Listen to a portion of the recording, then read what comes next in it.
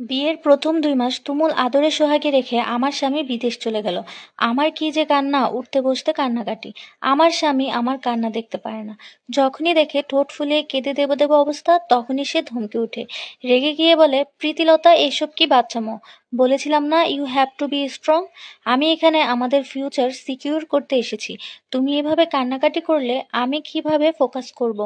আমার তো ইচ্ছে করবে সব ছেড়ে ছুড়ে তোমার কাছে চলে আসি। আমি তখন মাথা নেড়ে ২ মিনিটের জন্য স্বাভাবিক হই। এরপর মিনিট পেরোতেই আবারও কেঁদে উঠি। নক্ষত্র আমার জ্বালায় অতিষ্ঠ, সেই সাথে আমার শ্বশুরবাড়ির সবাই। রান্নাঘরে চায়ের পানি গরম করতে গিয়ে আচমকা ভ্যাবে করে কেঁদে উঠি। শাশুড়ি মা আমাকে ভীষণ আদর করেন। আমার কান্না শুনে তিনি হকচকিয়ে যান। অস্থির হয়ে আমাকে জিজ্ঞেস করে ওঠেন, কি হয়েছে আম্মু, কাঁদছো কেন? ব্যথা পেয়েছো কোথাও? কি কেউ কিছু বলেছে? আমি মাকে তখন বলি, আম্মা আপনার ছেলে গরম চা খাইতে পারে না, ওর জিভ পুড়ে যায়, ওকে রেখে গরম চা কিভাবে খাবো? এই বলে আরো এক দফায় কেঁদে উঠতাম। মা ধৈর্যশীল মানুষ, তিনি তখন আমাকে সান্ত্বনা দিতে থাকেন। আমার ধারণা নক্ষত্র তার সকল ধৈর্যশীল গুণাবলী মায়ের থেকে পেয়েছে। সন্ধ্যায় ভাবি রুমে এলে ভাবিকে দেখি ফ্যাত ফ্যাত করে কেঁদে উঠি। ভাবি চোখ মুখ কুঁচকে তাকায়, তার তাকানোতে বিরক্তি নেই। এভাবেই সে আমার জন্য চিন্তা করে। সেই চিন্তা থেকে বলে, কি হয়েছে? আমি কান্না করতে করতে বলি, ভাবি আজ নক্ষত্র দেশে থাকলে আপনি দরজা নক করে ঢুকতেন। হুট করে দরজায় নক করার শব্দ পেয়ে আমি নক্ষত্রকে ছেড়ে দূরে সরে যেতাম। লজ্জা পেতাম।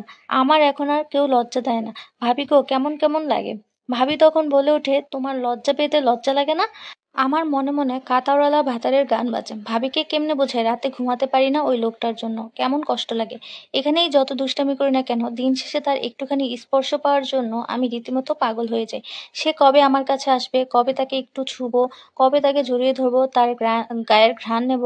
রাতে শ্বশুর বাবা বাড়ি ফিরলেও একচোট কান্না করি, এই উপলক্ষে যে আমার স্বামী বাড়িতে থাকলে সেও এই টাইমে বাড়ি ফিরতো।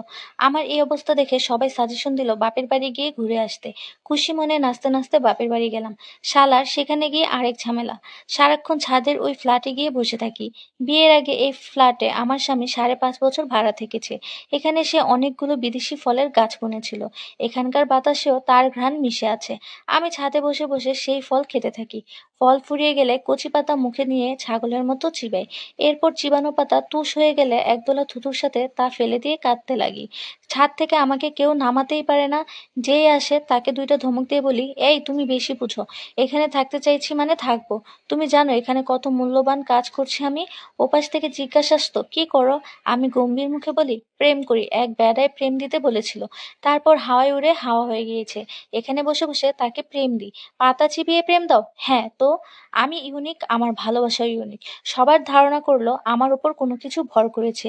সেই কোনো কিছুটাকে ছাগলের আত্মা ধারণা করা হলো। তারা আমাকে অতি শীঘ্রই এক কবিরাজের কাছে নিয়ে গেলেন। আমার ম্যানিপুলেটিভ পাওয়ার মারাত্মক। আমি কবিরাজকে দিয়েও পাতা খাওয়ালাম। আমাকে এবার মানসিক ডাক্তার দেখানো হলো। নিয়ে গেল খুলনার বিশিষ্ট সাইকোলজিস্ট আঞ্জুমান আফসানার কাছে। মেয়েটা কম বয়সী। আমাকে দেখে নাম জিজ্ঞাসা করলেন। আমি পাল্টা তার নাম জিজ্ঞেস করলাম। তিনি নিজের নাম বলতে আমি হেসে দিলাম। তার ডাকনাম চাঁদ। তাকে জানালাম আমার স্বামী চাঁদ পছন্দ করতেন, আর আমাকে চাঁদ ডাকতেন। আপনার নাম শোনার পর আপনাকে আমার ভালো লাগে নাই। আপনি পাতা না, ঘাস খান।